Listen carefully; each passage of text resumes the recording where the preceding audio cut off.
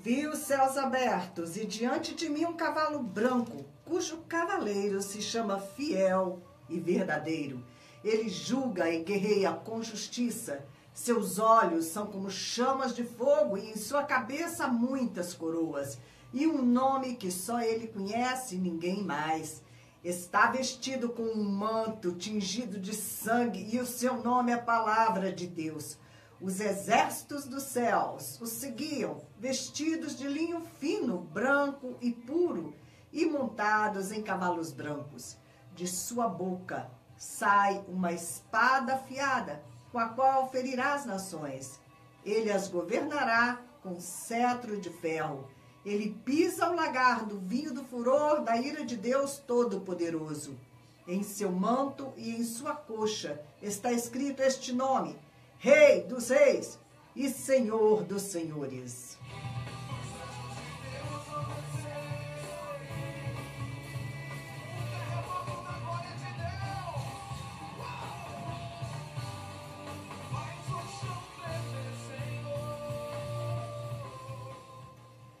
Esse é o texto de Apocalipse 19, do 11 ao 16.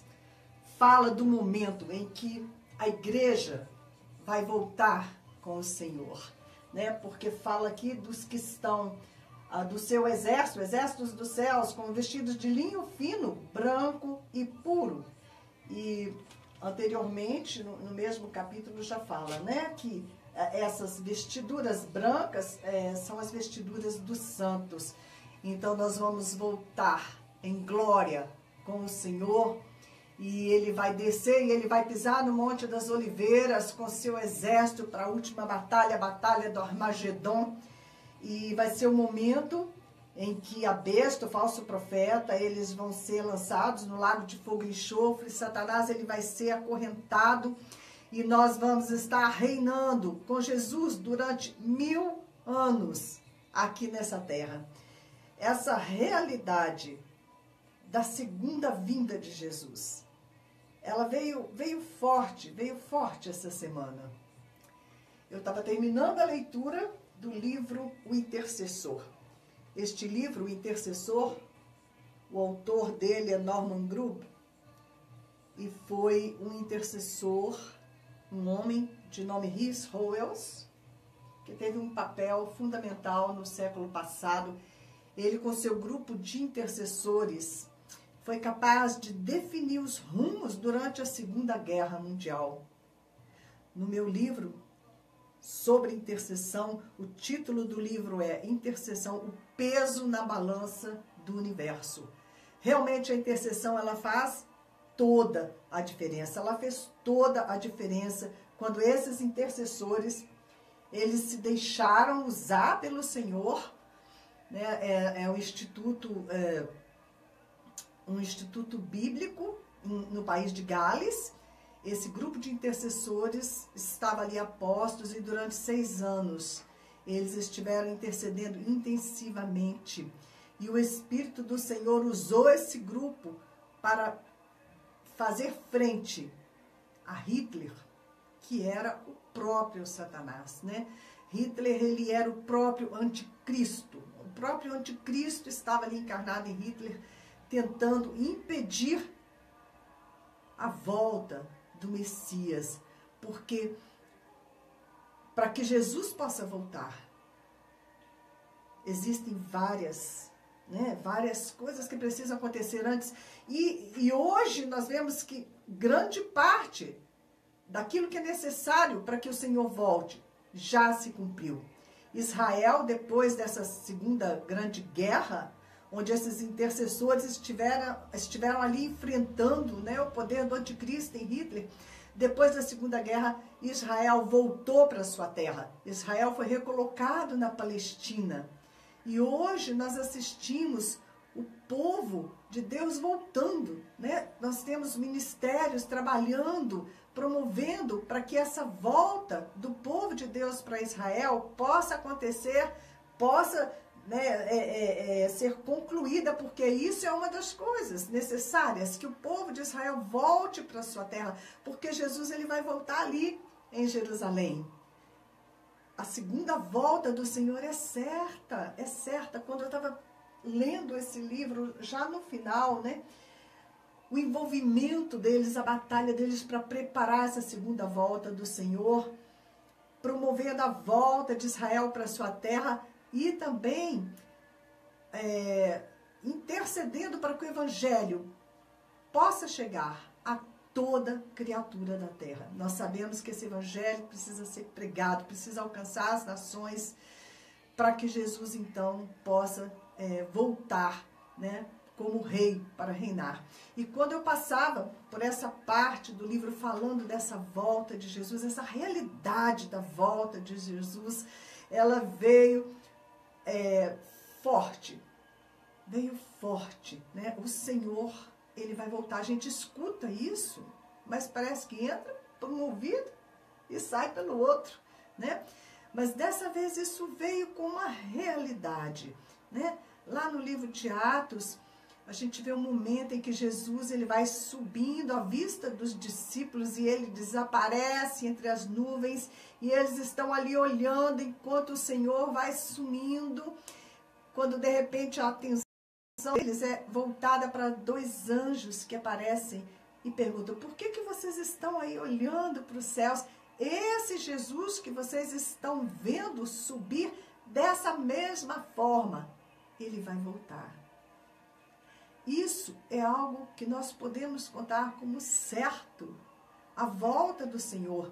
E a igreja precisa começar a viver essa realidade da segunda volta de Jesus, que ele virá. Porque a primeira vez que Jesus veio, ele veio para levar os nossos pecados. Ele foi totalmente escarnecido, totalmente humilhado, totalmente pisado. Mas vai chegar um momento em que ele vai voltar. E ele não vai voltar mais humilhado. Ele vai voltar como Rei dos Reis, Senhor dos Senhores, com os exércitos dele, com todos os que pertencem a ele. Já vai ter acontecido as bodas do Cordeiro e o exército do Senhor vai voltar com ele e vai tocar ali os pés no Monte das Oliveiras. E ali, nesse momento, vai acontecer, a gente sabe, um grande terremoto, né? E a gente vem compartilhando com vocês, todos esses dias nós temos falado sobre terremotos, porque os terremotos, eles são algo de muito marcante, tanto no momento da morte de Jesus, quanto no momento em que ele vai voltar. E por isso nós temos falado sobre terremoto nesses dias, né? Porque aponta, é um dos grandes sinais. E o número de terremotos tem crescido porque a terra está em trabalho de parto, né? São como dores de parto esses terremotos, até o momento em que o Senhor possa voltar. Mas assim como na primeira vinda de Jesus, intercessores estavam apostos. Nós vemos que Ana e Simeão, eles estavam ali no templo todos os dias orando, até o momento que aquele bebê foi trazido, né, para ser circuncidado, e eles puderam contemplar com os olhos dele o fruto do trabalho de intercessão. Todas as coisas, todas as profecias, tudo que Deus quer fazer na terra é movido através dos intercessores. Então, este grupo que esteve ali trabalhando durante 6 anos no Instituto de Gales, com o Rhys Howells, né? Este livro que eu falei, você pode adquirir, é O Intercessor, o autor é Norman Group, e a editora é Clássicos Betânia. Eu adquiri, inclusive eu pedi pela Amazon, porque eu tinha esse livro em espanhol. Eu havia lido esse livro muitos anos atrás e impactou a minha vida. E eu tinha vontade de reler, me veio vontade de reler, mas eu não estava conseguindo adquirir esse livro novamente. E eu estava ali na Venezuela, quando a esposa do pastor me deu de presente o livro Intercessor em espanhol. Ela falou: o Senhor me tocou de dar esse livro de presente para você. E eu achei aquele tremendo, né? e eu reli ele em espanhol, mas eu senti de adquirir em português para compartilhar com as pessoas, né? Para emprestar para as pessoas lerem. Porque é tremendo o trabalhar do intercessor para definir os rumos da história da humanidade, para que Deus pudesse realizar tudo aquilo que ele tinha planejado. Ele precisou de ungir, de separar e de usar esse grupo de intercessores. Agora, nós estamos voltados a levantar intercessão. Levantar um grupo de guerreiros, para que nós possamos orar em concordância com o Espírito. Em Apocalipse diz, o Espírito e a noiva dizem, vem. Tem que haver oração, há que haver intercessão, concordância. A igreja precisa estar unida, levantando esse clamor, para que Jesus possa voltar, para que o Evangelho possa ser pregado em meio a todas as nações da terra, para que o povo de Israel possa voltar para a sua terra, porque Israel é o relógio profético de Deus. Nós sabemos que o juízo de Deus, ele foi derramado em Sodoma e Gomorra, ele foi derramado através do dilúvio no tempo de Noé. E quando veio esse derramar da ira de Deus, quando veio o juízo de Deus, foi porque havia se enchido a medida da iniquidade daquele povo, né? Quando Deus trouxe o povo de volta da escravidão, o povo de Israel, para ocupar a terra prometida, né? Eles tiveram que aguardar o tempo em que se enchesse a medida de iniquidade dos cananeus, para que Deus pudesse trazer o juízo sobre eles. E o que nós temos visto nesses dias é o pecado alcançando níveis muito altos, né? Nós vemos a maldade, o pecado assim, solto, né? É chocante, mas quanto a isso nós não podemos fazer nada.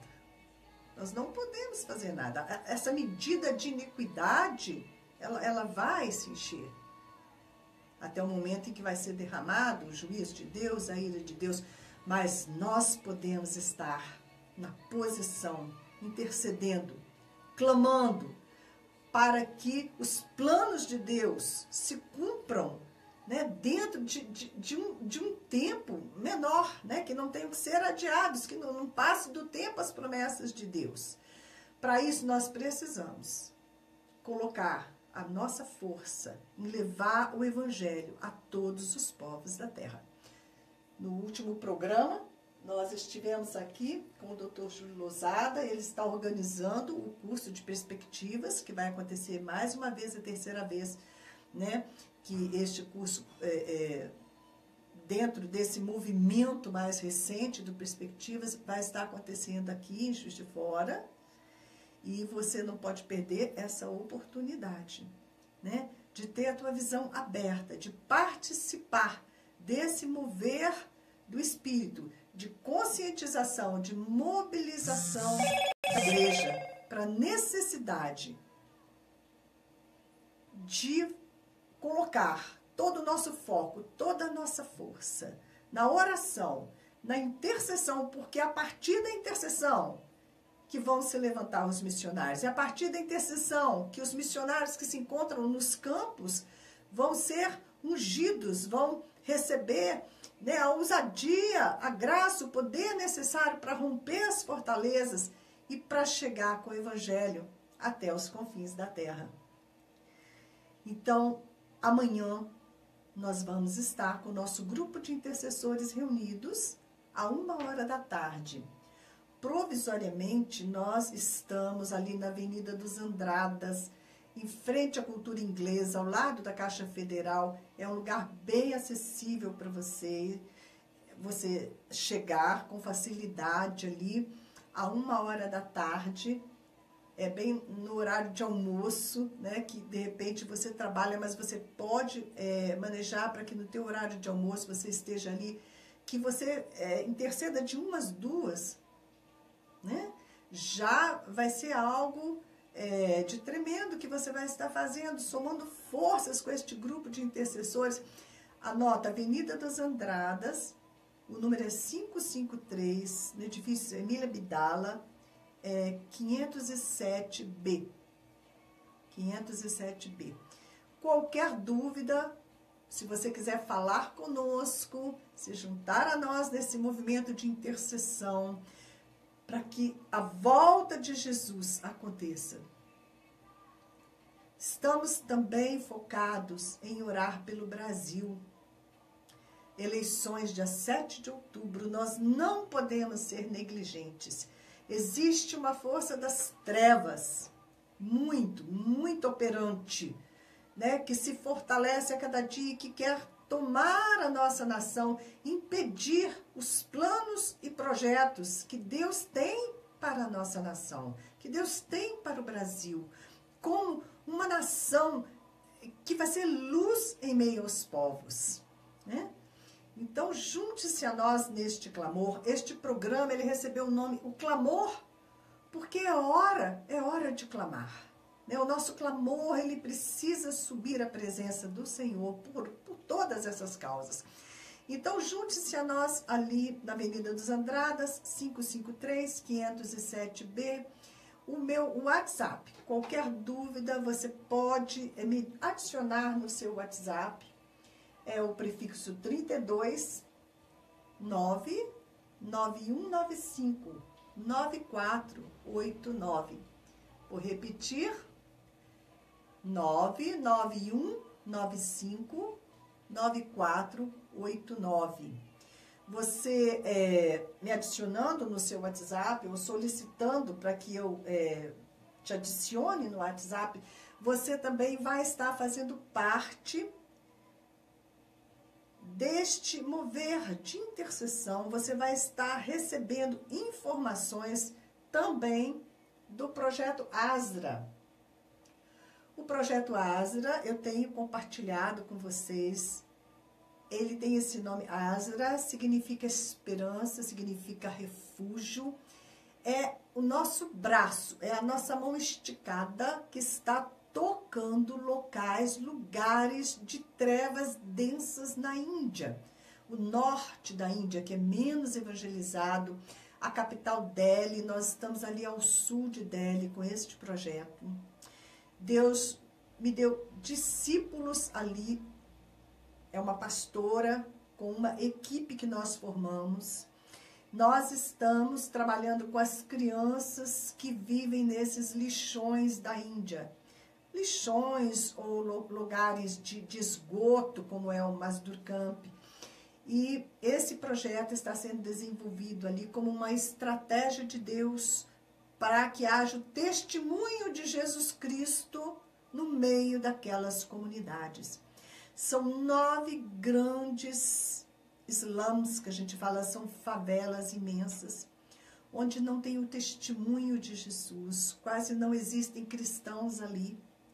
E nós estamos abrindo escolas para aquelas crianças, e elas são alimentadas, elas são ensinadas, e elas são evangelizadas, e elas têm se tornado o sal e a luz no meio das suas famílias, um lugar de tanto sofrimento, de tanta violência, de tanta idolatria.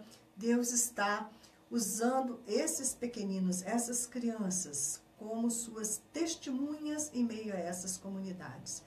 Tanto no Sanjay Camp, nós temos uma turma de 20 alunos de manhã e 20 alunos à tarde.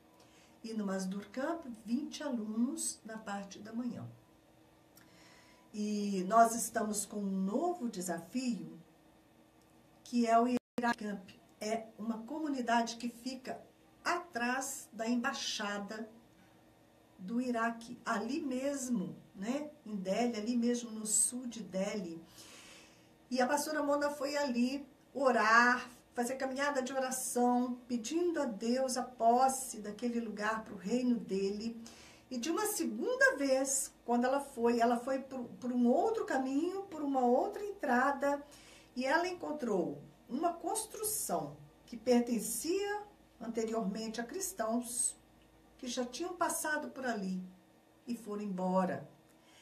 A comunidade pegou um ídolo e colocou esse ídolo ali naquele lugar e fizeram dali um local de adoração a ídolos. Quando o pastor Amona chegou e compartilhou a ideia de transformar o local numa escola, caberia umas 50 crianças. A comunidade ficou muito entusiasmada e eles querem essa escola ali. E nós temos os trabalhadores da Seara, nós temos o local, nós temos o ok da comunidade para que este local, né, que de direito pertence ao reino de Deus, volte para nós e seja ali um luzeiro em meio às trevas. Nós podemos apressar a volta do Senhor, mas eu preciso apenas de recursos. Eu preciso que vocês se unam a mim, que vocês se interessem, né, que a igreja de fora se interesse em colaborar financeiramente, porque se nós tivermos o dinheiro, a questão financeira, né, para pagar, temos que pagar a coordenadora, a professora, a alimentação, todas essas coisas, né? Existem várias despesas para manter o projeto funcionando. E eu estou convidando você para uma parceria conosco, né? Porque a nossa chance é uma porta aberta, uma oportunidade que Deus está nos dando de trabalhar para que Jesus possa voltar. Porque esse tem que ser o nosso alvo. Ele foi tão humilhado, ele foi tão pisado, mas ele vai voltar. Ele quer voltar. Ele precisa da igreja dele. Nós precisamos fazer a nossa parte na intercessão, na evangelização mundial, no orar por Israel. Nós precisamos nos posicionar como Ana, como Samuel, que estava ali no templo, intercedendo, como os profetas que profetizaram durante todo o Antigo Testamento, preparando a volta do Senhor. Hoje, nós somos como João Batista. Nós somos a voz do que clama no deserto. Preparai o caminho do Senhor, fazei caminhos retos. A voz do Senhor está nas nossas bocas. Nós somos a trombeta do Senhor. Amém?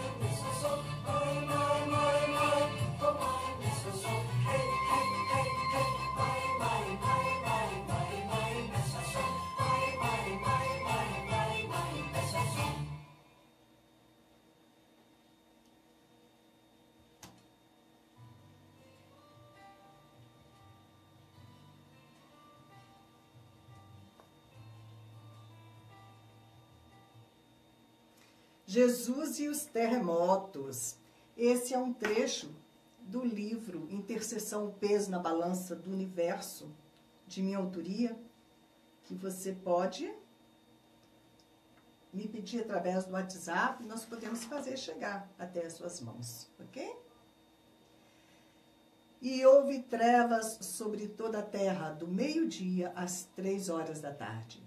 Por volta de 3 horas da tarde, Jesus bradou em alta voz: Eloi, Eloi, lama sabachthani, que significa, meu Deus, por que me abandonastes? Isso está em Mateus 27, 45. Depois de ter bradado novamente em alta voz, Jesus entregou o Espírito. Naquele momento, o véu do santuário rasgou-se em duas partes, de alto a baixo. A terra tremeu e as rochas se partiram.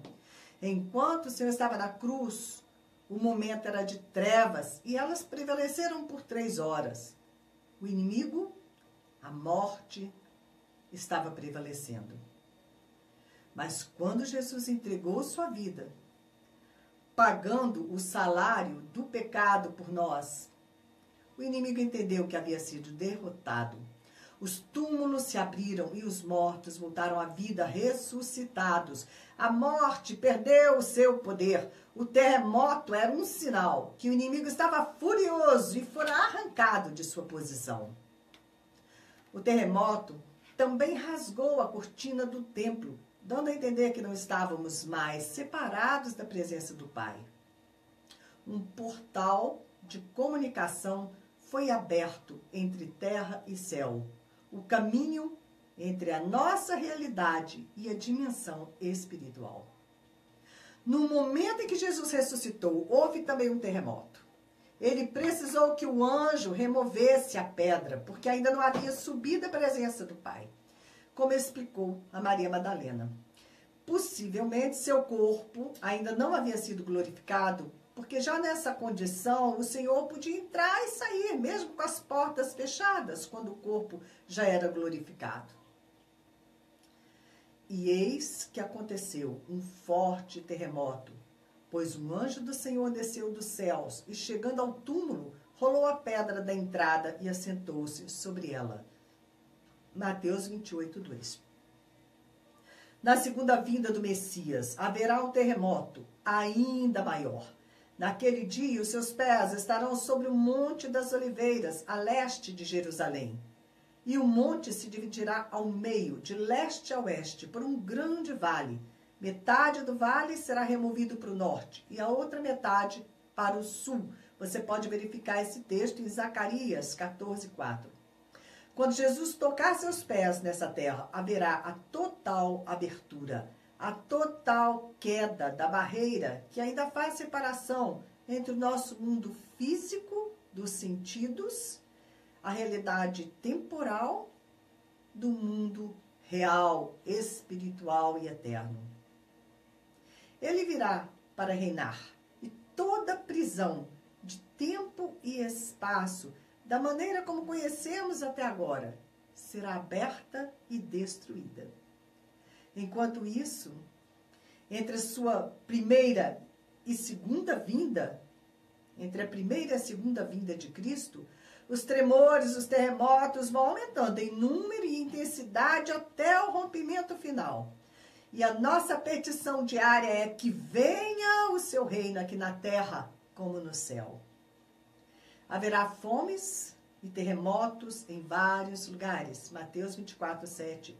Nunca havia ocorrido um terremoto tão forte como este, desde que o homem existe sobre a terra. Apocalipse 16, 18. O chão vai tremer, o céu vai se abrir, os anjos de Deus vão descer e subir. Essa tem sido a experiência de pessoas e países onde grandes catástrofes e terremotos têm acontecido. São muitos os exemplos, como o tsunami que varreu a Indonésia em 2004.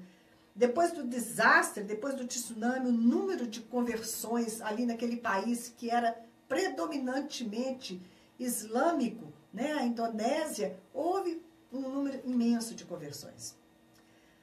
A queda das Torres Gêmeas em setembro de 2001 também gerou uma corrida às igrejas, aos shoppings para compra de Bíblias. No Haiti, dizem que o Haiti é famoso pela bruxaria, depois que houve aquele imenso terremoto em janeiro de 2010, que eles ainda estão tentando se recuperar até hoje. O evangelho conseguiu entrar e muitos foram salvos. No ano em que eu estava no Nepal, eu tive aquela primeira experiência, né, terrível, não quero ter outra, indescritível com o terremoto. O medo e a insegurança, eles perduram por semanas, com boatos de que a Terra vai tremer de novo e que vai ser mais violento da próxima vez. E você não sabe porque as placas, né, que se moveram, as placas tectônicas, elas estão ali se mexendo e é inesperado o que pode acontecer. Eu quis deixar o país, mas foi impossível. Então, eu continuei na minha tarefa missionária e de intercessão. No ano de 2010, um outro terremoto, eu já não estava lá, um poderoso terremoto voltou a sacudir o Nepal e ceifou milhares de vidas, aqueles templos todos que eu tinha visto. Depois eu pude ver, né, na internet, na televisão, que aqueles templos hindus, eles vieram todos abaixo, eram lugares de idolatria, lugares de turismo, aquilo tudo foi arruinado, né? Colocou abaixo aqueles complexos de templos hindus, tibetanos. E embora a aparência fosse somente de destruição, nós podemos perceber que terremotos podem apontar para confrontos nas regiões celestiais, batalhas muitas vezes vitoriosas para o povo de Deus. Em setembro de 2015, houve uma proposta para tornar o hinduísmo como religião oficial do Nepal. E ela não conseguiu, né, passar. Não foi aprovada pela maioria. E o Nepal, que tinha sido um reino hindu até 2006, agora ele permanece como um estado laico. A decisão não foi fácil para eles, né? Os intercessores se movimentaram em todo o mundo. E logo após a aprovação da nova Constituição, as igrejas cristãs foram atacadas. A Índia cortou para eles o fornecimento de combustível e praticamente parou o país. Eles não tinham nem gás para cozinhar a comida. Eles tiveram que ir atrás de lenha para cozinhar. A Índia cortou o fornecimento de combustível. Eles tiveram que conseguir acordos com outros países, como a China. Isso levou tempo. Então, eu tenho uma amiga ali no Nepal, a Pramita. Ela tem um orfanato numa igreja, com muitas crianças. Eu estive ali ministrando aquelas crianças, levando brinquedo para elas. E ela também é diretora de uma escolinha para crianças, né, mais carentes. Ela facilita para as crianças carentes. E ela estava ali tomando conta, né, das crianças na igreja, das crianças na escola. As aulas praticamente pararam porque não havia combustível para os ônibus levarem as crianças para a escola. Em compensação, depois do terremoto, ela me contou que houve uma grande abertura para a pregação do Evangelho e ela teve que aceitar, né, mais crianças no orfanato. Ela se tornou mãe de ainda um maior número de crianças, um número de crianças ainda maior, porque muitas ficaram órfãs, né? Então, o preço é muito caro às vezes, mas Deus está operando ali no Nepal. Algo está acontecendo e eu fico feliz que eu tenha passado por ali, que eu tenha feito parte de alguma maneira, porque eu estive ali, morando sozinha ali no Nepal, intercedendo por aquela nação e, com certeza, né, Deus usou a minha passagem por ali para que essa situação fosse mudada. O Nepal é um dos países mais pobres de todo o mundo, né? Ali fica o Monte Everest, fortalezas do inimigo, e foi um privilégio ter passado pelo Nepal. Eu deixei ali filhos espirituais, o pastor Sobit e Abimela, que eu mentoreio, eles cubro com as minhas orações. Eu tive a oportunidade, né, de participar do ministério deles também financeiramente, para que eles tivessem um maior alcance e chegassem com igrejas nas montanhas do Nepal. E sempre eles estão nas nossas orações e eles estão, sempre que o grupo de intercessores se reúne, nós nos lembramos de mantê-los, né? É um braço aqui do Brasil, esticado, abençoando o Nepal.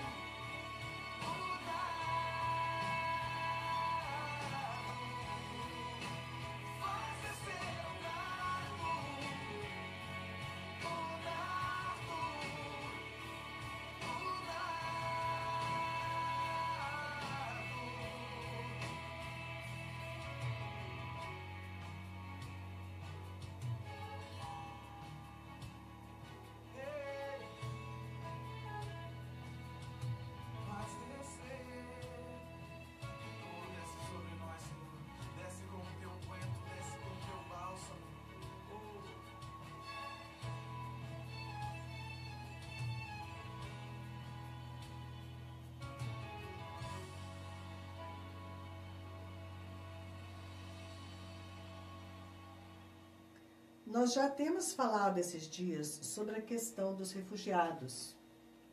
Eu já introduzi esse tema e eu gostaria de continuar compartilhando com vocês. Esse final de semana eu estive conversando com o pastor José Prado e ele tem uma organização de ajuda aos refugiados, a Dignitar, Dignidade, Justiça e Cultura de Paz. A Dignitar é uma organização não governamental, sem fins lucrativos, de caráter humanitário, cuja missão é afirmar e defender a dignidade humana, a justiça social e ambiental e a cultura de paz. O Dignitar se opõe a tudo que fere a dignidade humana, o preconceito, o racismo, a violência, a fome, a pobreza, o tráfico de pessoas. Se vocês não sabem, é imenso o tráfico de mulheres, de crianças no mundo, o trabalho escravo, o trabalho infantil, a exploração sexual e as demais ações desumanizantes. A Dignitar se coloca a serviço especialmente dos refugiados, deslocados internos, apátridas, imigrantes em situação de risco social. Acolhimento, inclusão e integração estão em nosso DNA. Acreditamos, como disse Martin Luther King Jr., que a injustiça, num lugar qualquer, é uma ameaça à justiça em todo lugar. Falamos a partir, e principalmente, do contexto brasileiro e latino-americano. Como filhos da paz, semeamos respeito, solidariedade, esperança, somando forças às pessoas, coletivos e comunidades que promovem a justiça e a cultura da paz. E eu estive, então, conversando com o pastor Zé Prado, dessa organização Dignitar. Você pode acessar, o site deles é dignitar, o G é mudo.org.br. E ele estava me atualizando sobre a questão da imigração aqui no Brasil. Como está a política de imigração aqui no Brasil. Eu já tenho compartilhado com vocês que por 6 anos eu tenho sustentado uma família de refugiados que escapou de Ruanda e está agora assentada na Índia, sem qualquer condição de sobrevivência, não podem trabalhar, não pode fazer coisa alguma, é uma viúva com seus 2 filhos. A história dela, né, é algo chocante, né, um sofrimento impossível, né, que só o Senhor pôde sustentá-la.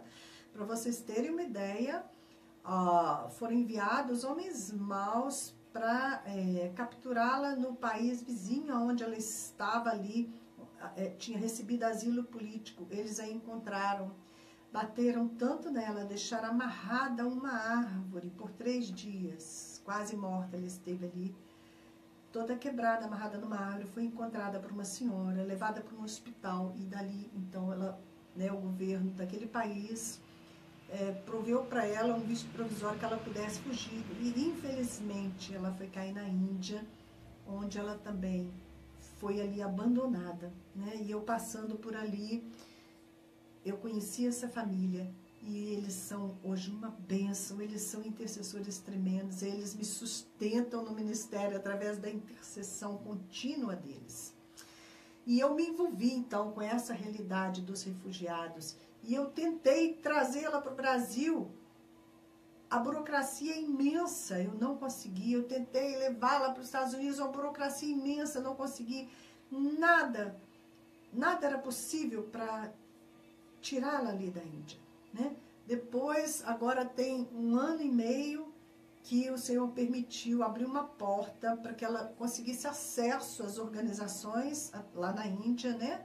Várias organizações, para que o processo de reassentamento dela pudesse caminhar, e realmente, a poder, né, de muito clamor, de muita intercessão, ela passou todo esse processo de entrevista, um processo caro, né, que Deus proveu, botou na minha mão esses recursos pela fé, porque eram a viúva e os 2 filhos que tinham que ficar indo à capital para entrevistas e ficarem hospedados, essa coisa toda, né? E durante esses 6 anos, Deus foi fiel, Deus foi maravilhoso, porque as crianças que hoje já são rapazes, eles estudaram, né? O mais velho se formou. E eu vi como que é terrível a realidade de um refugiado. Você sair da sua pátria sem nada, né? Sem nada nas mãos.